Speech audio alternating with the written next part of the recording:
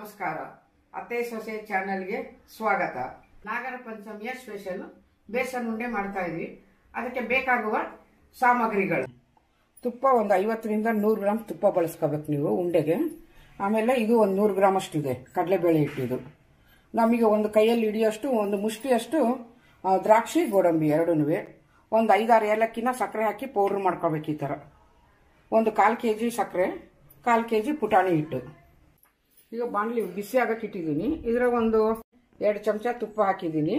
ಇದು ದ್ರಾಕ್ಷಿ ಗೋಡಂಬಿನ ಫ್ರೈ ಮಾಡ್ಕೊಳಕ್ಕೋಸ್ಕರ ಹಾಕ್ಕೊಂಡಿದ್ದೀನಿ. ಈ ಥರ ಇದು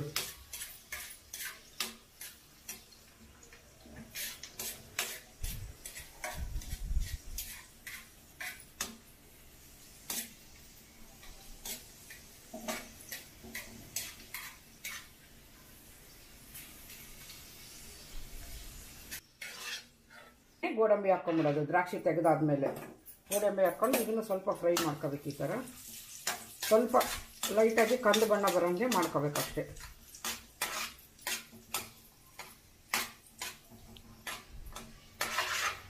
ಇದು ಸಣ್ಣ ಸಣ್ಣದಾಗಿ ಈ ಥರ ಪೀಸ್ ಮಾಡ್ಕೊಂಡು ಹಾಕೊಂಡ್ರೆ ಚೆನ್ನಾಗಿರುತ್ತೆ. ಎಲ್ಲವಕ್ಕೂ ಬರುತ್ತೆ ಉಂಡೆಗೆ, ಪ್ರತಿಯೊಂದಕ್ಕೂ.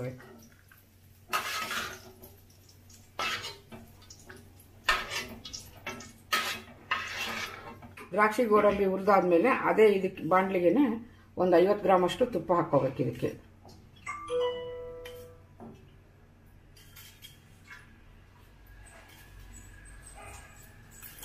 ಗ್ರಾಮ್ ತುಪ್ಪ ಹಾಕೊಂಡಾದ್ಮೇಲೆ ಕಡಲೆಬೇಳೆ ಹಿಟ್ಟನ್ನ ಇದಕ್ಕೆ ಮಿಕ್ಸ್ ಮಾಡ್ಕೋಬೇಕು. ಸ್ವಲ್ಪ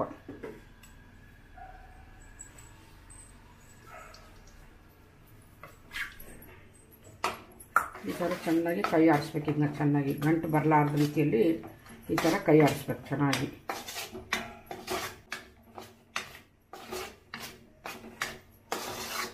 ನಿಮಗೆ ತುಪ್ಪ ಕಡಿಮೆ ಅನ್ನಿಸ್ತು ಅಂತ ಅಂದಾಗ ಮತ್ತೆ ಬೇಕಿದ್ರೆ ಸ್ವಲ್ಪ ಹಾಕ್ಕೋಬೋದು. ಈ ಥರ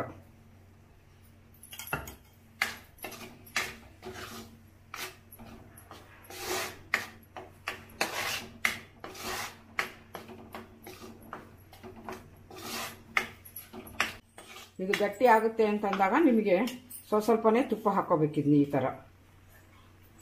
ಈ ಥರ ತುಪ್ಪ ಹಾಕ್ಕೊಂಡು ಚೆನ್ನಾಗಿ ಕಲಿಸ್ಕೊಂಡ್ರೆ ಅವಾಗ ತಳ ಹಿಡಿಯಲ್ಲ. ಇಲ್ಲ ಅಂತಂದರೆ ತಳ ಹಿಡಿಯುತ್ತೆ ಮತ್ತೆ. ಅದು ಚೆನ್ನಾಗಿ ತುಪ್ಪ ಇದ್ದಷ್ಟು ಚೆನ್ನಾಗಿ ನೀರಿನ ಅಂಶ ಜಾಸ್ತಿ ಆದಂಗೆಲ್ಲ ಚೆನ್ನಾಗಿ ಬರುತ್ತೆ ಅವಾಗ. ಅದು ಇಲ್ಲಾಂದರೆ ತಳ ಹಿಡಿಯೋಕ್ಕೆ ಶುರುವಾಗುತ್ತೆ. ಅದಕ್ಕೆ ನೀರಿನ ಅಂಶ ಇಲ್ಲ ಅಂತಂದಾಗ, ತುಪ್ಪದ ನೀರಿನ ಅಂಶ ಬಂದಾಗ ಚೆನ್ನಾಗಿ ಬರುತ್ತೆ.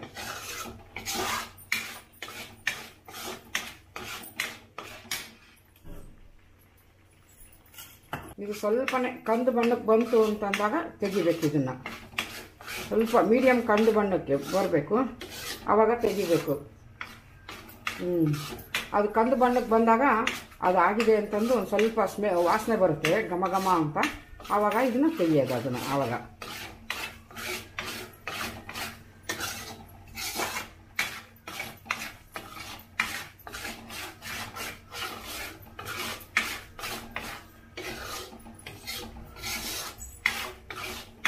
ನಮ್ದು ಘಮ ಘಮ ವಾಸನೆ ಬರ್ತಾ ಇದೆ. ಮಿಕ್ಸ್ ಮಾಡಿದ್ದು ಕಡಲೆಬೇಳೆ ಹಿಟ್ಟು ತಣ್ಣಗಾಗಿದೆ, ಇದು ಆರಿದೆ. ಈಗ ಇದಕ್ಕೆ ನಾವು ಸ್ವಲ್ಪ ಪುಟಾಣಿ ಪೌಡ್ರ್ ಹಾಕ್ಕೊತೀನಿ. ಇದಕ್ಕೀಗ ಪುಟಾಣಿ ಪೌಡ್ರ್ ಹಾಕ್ಕೊಂಡು ಇದಕ್ಕೆ ಎಷ್ಟು ಬೇಕು ನೋಡಿಕೊಂಡು ಅಷ್ಟನ್ನು ಈ ಥರ ಮಿಕ್ಸ್ ಮಾಡ್ಕೊತೀನಿ. ಇದು ಪುಟಾಣಿ ಹಿಟ್ಟು ಹಾಕೊಂಡಿದ್ದೀನಲ್ಲ, ಸ್ವಲ್ಪ ಗಟ್ಟಿ ಅನಿಸಿದರೆ ನೀವು ಸ್ವಲ್ಪ ತುಪ್ಪ ಹಾಕೋಬೋದು ಇದ್ರ ಮೇಲ್ಗಡೆಗೆ. ಈ ಥರ ಬಿಸಿ ಇದ್ದಾಗಲೇ ಹಾಕ್ಕೊಂಡ್ರೆ ಸ್ವಲ್ಪ ಕರಗುತ್ತೆ ಅದು. ಸ್ವಲ್ಪ ಈ ಥರ ಚೆನ್ನಾಗಿ ಎಲ್ಲದನ್ನೂ ಕಲಿಸ್ಕೊಂಬಿಡ್ಬೇಕು. ಎಲ್ಲ ಸೈಡಿಂದೆಲ್ಲ ತಕ್ಕೊಂಬಿಡ್ರಿ ಈ ಥರ ಮಾಡ್ಕೊಂಡು. ಆವಾಗ ಏನು ಉಳಿಯಲ್ಲ ಅವಾಗ ಅದು. ಇದಾದಮೇಲೆ ಸಕ್ಕರೆ ಪುಡಿನ, ಸಕ್ಕರೆ ನೀವು ತಿನ್ನೋದ್ರ ಮೇಲೆ ಡಿಪೆಂಡ್ ಆಗುತ್ತೆ. ಸಕ್ಕರೆ ಜಾಸ್ತಿ ಸಿಹಿ ತಿನ್ನೋರು ಜಾಸ್ತಿ ಹಾಕ್ಕೋಬೋದು, ಸ್ವಲ್ಪ ತಿನ್ನೋರು ಸ್ವಲ್ಪ ಸಕ್ಕರೆ ನೋಡಿ ಹಾಕ್ಕೋಬೋದು. ಇದಕ್ಕೆ ಏಲಕ್ಕಿ ಪೌಡ್ರ್ ಹಾಕ್ಕೊತೀನಿ. ಈಗಲೇ ಏಲಕ್ಕಿ ಪೌಡ್ರು ಮತ್ತು ದ್ರಾಕ್ಷಿ ಗೋಡಂಬಿ ಮಿಕ್ಸ್ ಮಾಡ್ತಾಯಿದ್ದೀನಿ ಇದಕ್ಕೀಗ.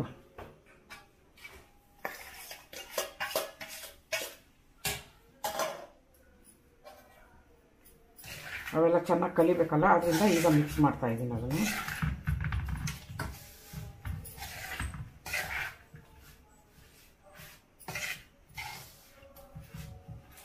ದ್ರಾಕ್ಷಿ ಗೋಡಂಬಿ ಹಾಕಾದ್ಮೇಲೆ ಚಮಚದಲ್ಲೇ ಕಲಸಕ್ಕೆ ಸರಿ ಹೋಗಲಿಲ್ಲ ಅಂತಂದರೆ ಈ ಥರ ನಾವು ಚೆನ್ನಾಗಿ ಕೈಯಲ್ಲಿ ಮೆತ್ತಗೆ ಮಾಡ್ತೀವಲ್ಲ ಆವಾಗ ಜಲ್ದಿ ಕೂಡ್ಕೊಳುತ್ತೆ ಅದು. ಆವಾಗ ನಿಮಗೆ ಉಂಡೆ ಕಟ್ಟೋಕ್ಕೂ ಸ್ವಲ್ಪ ಈಸಿ ಆಗುತ್ತೆ ಅವಾಗ. ಎಲ್ಲ ಕೆಳಗಿಂದ ಮೇಲಿಂದಾಗ ಈ ಥರ ಮೇಲೆ ಕೆಳಗೆ ಮಾಡ್ಕೊಳ್ರಿ. ಚೆನ್ನಾಗಿ ಮಾಡ್ಕೊಂಬಿಟ್ರೆ ಉಂಡೆ ಕಟ್ಟೋಕ್ಕೆ ತುಂಬ ಈಸಿಯಾಗಿ ಬರುತ್ತೆ. ನೀವು ಉಂಡೆ ಜಲ್ದಿನೂ ಮುಗಿಯುತ್ತೆ, ಮತ್ತು ಕಟ್ಟೋಕ್ಕೂ ನಿಮಗೆ ಈ ಥರ ಸ್ವಲ್ಪನೇ ಈ ಥರ ನೋಡ್ಕೊಂಡು ಈ ಥರ ಉಂಡೆ ಕಟ್ಕೋಬೇಕು.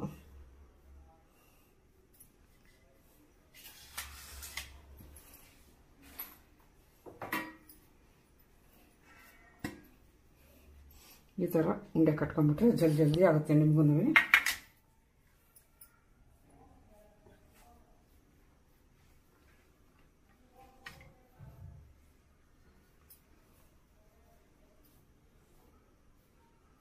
ಪಂಚಮಿಯ ಸ್ಪೆಷಲ್ ಬೇಸನ್ ಉಂಡೆ ರೆಡಿ. ಇದನ್ನು ನೀವು ಮನೇಲಿ ಮಾಡ್ಕೊಂಡು ಹೇಗಿದೆ ಅಂತ ಕಮೆಂಟ್ ಮಾಡಿ.